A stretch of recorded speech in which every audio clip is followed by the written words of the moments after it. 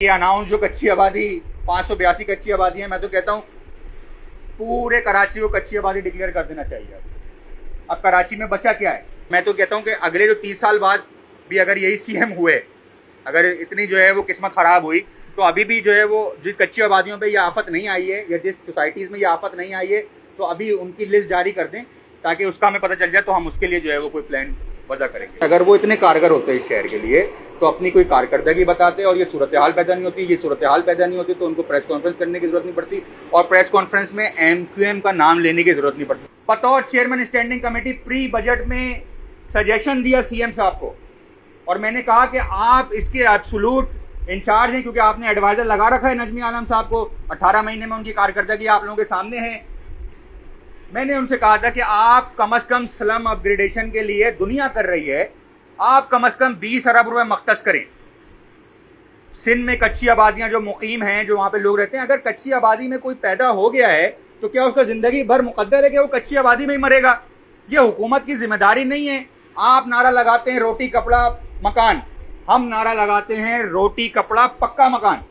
आपने आज तक उनको कच्चे मकानों में रखा हुआ है। हमारे मोहतरम रुकन सिंध असेंबली फरहान अंसारी साहब जब अफसरान से सवाल करते हैं कि भाई वहां पे जब इंक्रोचमेंट हो जाएगी तो उसको इंक्रोचमेंट हटाने का आपके पास टूल क्या है, तो उन्होंने कहा हमारे पास इंक्रोचमेंट का, एंटी इंक्रोचमेंट का सेल ही मौजूद नहीं है। तो जो इदारा कच्ची आबादी जो सबसे ज्यादा अलार्मिंग जगहें होती हैं, जहां पर कब्जा होने के चांसेस बनिस्बत डेवलप्ड एरिया से ज्यादा होते हैं, वहां पे एंटी इंक्रोचमेंट सेल ही मौजूद नहीं है।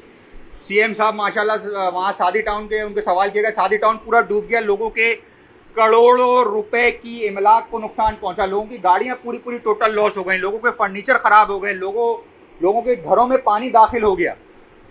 और जब उनसे सवाल किया जाता है तो सीएम साहब कहते हैं सादी टाउन तो नदी के रास्ते पे बना हुआ है और उसको ओन करता है मलिर कैंटोनमेंट। तो मैं सीएम साहब को गोशगुजार कराना चाहता हूं कि मलिर कैंटोनमेंट में वाइस प्रेसिडेंट भी पाकिस्तान पीपल्स पार्टी का है और मलिर कैंटोनमेंट की जो हुदूद लगती है उधर डीसी भी आप ही के अंडर है, उस मिनिस्ट्री के मिनिस्टर भी आप हैं। तो नदी के किनारे तो आपने शारा भुट्टो बनाया था जो बह गया नदी के रास्ते पे। ये अनाउंस जो कच्ची आबादी 582 कच्ची आबादी है, मैं तो कहता हूँ पूरे कराची को कच्ची आबादी डिक्लेयर कर देना चाहिए। अब कराची में बचा क्या है? जो केडीए की स्कीम्स थी आप जाके उनका हाल देखें, आप जाके कैंटोनमेंट की ज़मीनें जहाँ पे घर बने हुए, जहाँ पे हाई राइज बनी हुई है, उनका जाके हाल देखें। हालिया बारिश ने आप सबको बता दिया, अब कराची में मेरे ख्याल से सड़क तो मौजूद नहीं है। सीएम साहब और हुकूमत जवाब दे कि जब उस वक्त बन रहे थे उस वक्त के अफसरान कहाँ हैं अभी, और जब नदी नालों पे जब एनओसी मिल रही थी, जब कोऑपरेटिव सोसाइटीज़ बन रही थी, उस वक्त जो है वो क्या हो रहा था। तो उनको जो है पकड़ना चाहिए, ना कि जो है वो 30 साल बाद आप आके जो है वो ये बताएं जो लोग 20 साल से रह रहे हैं, 25 साल से रह रहे हैं जिन आबादियों में, आप उनको जब कोई कुदरती आफत आ जाए और आप उसको जो है वो मेंटेन करने में जो है वो कारगर ना गुजरें और आकर आप बोलेंगे आप तो नदी पे बैठे हैं, आप तो रेलवे की ज़मीन पे बैठे हैं, आप तो जो है वो किसी जो है वो गैर कानूनी ज़मीन पे बैठे हैं, आप जो है वो डिप्रेशन में बैठे हैं। तो ये जो है वो ये पहले बता देना चाहिए कि मैं तो कहता हूँ कि अगले जो 30 साल बाद भी अगर यही सीएम हुए, अगर इतनी जो है वो किस्मत खराब हुई, तो अभी भी जो है वो जिस कच्ची आबादियों पे ये आफत नहीं आई है या जिस सोसाइटीज़ में ये आफत नहीं आई है, तो अभी उनकी लिस्ट जारी कर दें ताकि उसका हमें पता चल जाए, तो हम उसके लिए जो है वो कोई प्लान वजह करेंगे। पीएम भी उनका है, मेयर भी उनका है, सारी जो है वो कैबिनेट भी उनकी है, सब चीज़ें उनकी हैं अल्हम्दुलिल्लाह। अब जब इतना प्रेशर आता है, इतना जो है जो पूरे कराची की सूरत हाल ख़राब हो जाती है, तो वो किसी ना किसी पे तो गुस्सा निकालेंगे, तो उनको जो है वो MQM ही मिलती है, क्योंकि MQM की बात करके रेलिवेंट होते हैं। आपको बहुत सारे छोटे छोटे कद के लोग मिलेंगे जो MQM की बात करके सियासत में रेलिवेंट हुए हैं। तो MQM अभी भी स्पेस दे रही है, ज़बरदस्त तरीका है।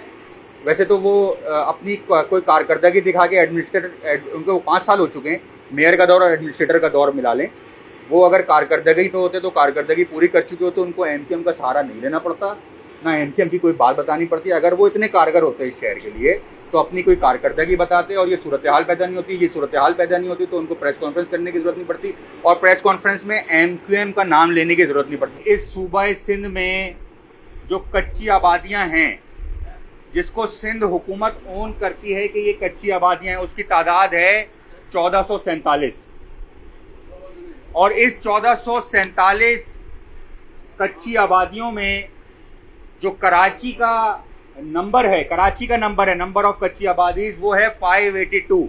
252 रेगुलराइज्ड हैं, 67 इस डिपार्टमेंट ने नोटिफाइड कर रखी हैं और 263 अननोटिफाइड हैं।